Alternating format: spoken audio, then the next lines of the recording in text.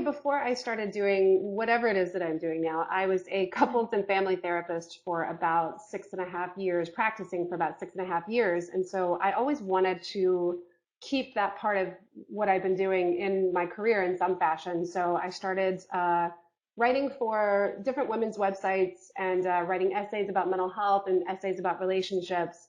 And very slowly, I kept thinking, well, it'd be cool to put all of this into a book, but how to kind of put it together and what's the framework for it. And then I was watching some superhero movie. I watch a lot of them. Mhm. And it was talking about someone's origin story. It easily could have been Batman. It could have been it could have been many things, but because origin stories are in every single one of these movies now.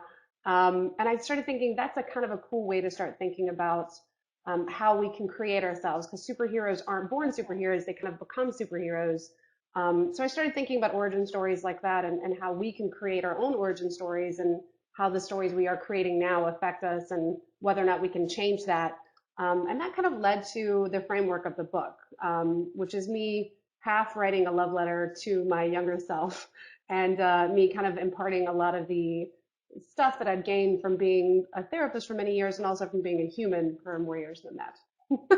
We know all the things that we know about Superman. We know, like, he can fly, he can burn stuff with his Right. eyes, he's basically invincible. All these things are just kind of laid out. And his weakness, he doesn't like kryptonite. Kryptonite's quite bad for him, but we don't call him Kryptonite Man. Interesting. We call him Superman. He's not defined by his weaknesses, he's defined by his strengths. And I think that there's something weirdly comforting about knowing a hero that we can look to that has these, like, very bluntly laid out strengths and weaknesses, has an origin story that we can kind of easily grasp, and has like a thing, like Batman's thing is bat, and Superman's thing is Right. being super.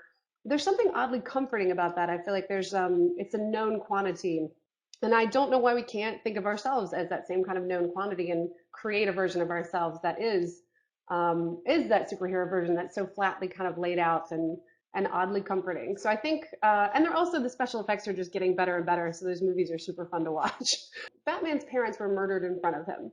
That's his origin story. But he doesn't, walk around being like, "Well, my parents were murdered in front of me. I'm a guy whose parents were Right. murdered in front of him, man." Like, that's not how he defines himself. But I feel like so many of us define ourselves by the things we consider to be our weaknesses rather than what we create ourselves to be and what we consider to be our strengths.